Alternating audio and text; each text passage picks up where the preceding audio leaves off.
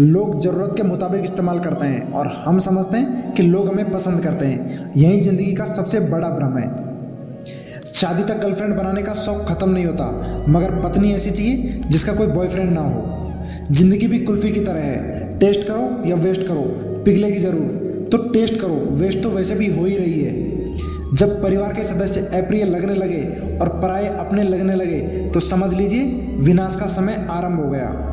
जिन्होंने आपके बुरे समय में आपका साथ दिया उनके हमेशा कर्जदार और वफादार बने रहो। अंजाम की खबर तो करण को भी थी, लेकिन बात तो दोस्ती निभाने की थी।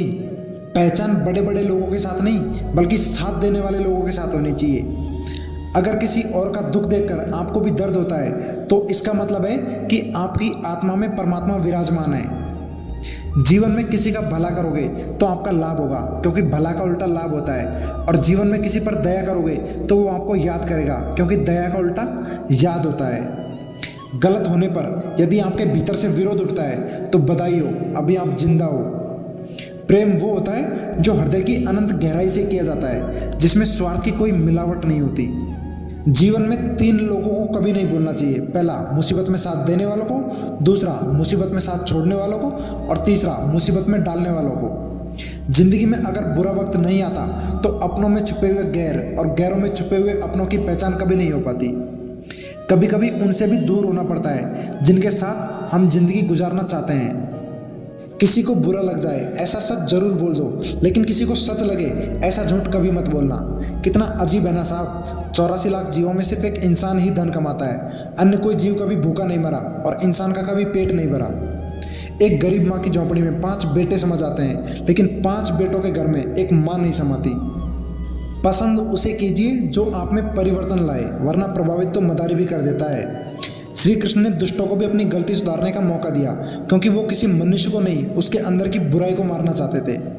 जो व्यक्ति आपको अपनी हर बात बता सकता है तो समझ लो वो व्यक्ति आप पर खुद से भी ज़्यादा विश्वास करता है। अपने जीवन में कभी भी किसी को आनंद में वचन मत देना, क्रोध में उत्तर मत देना और दुख में कभी निर्णय मत लेना।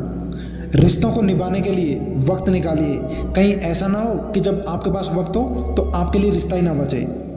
अपनी पीड़ा के लिए संसार को दोष मत दो, अपने मन को समझाओ।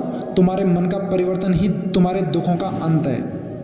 इंसान की सोच ही उसकी सबसे बड़ी पहचान है, वरना दुनिया में एक नाम के अनेकों इंसान हैं। अपनी उम्मीद की टोकरी खाली कर दो, परेशानियां नाराज होकर खुद दूर चली जाएंगी।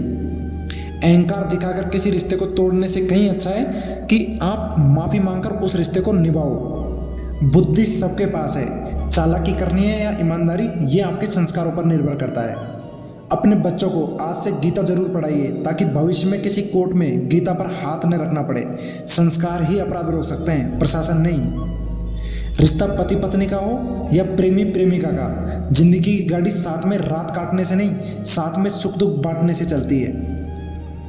मृत्यु एवं मोक्ष में क्या अंतर है? सांसें खत्म हो जाए और इच्छाएं बाकी रहे तो मृत्यु है, सांसें बाकी रहे और इच्छाएं खत्म हो जाए तो मोक्ष है।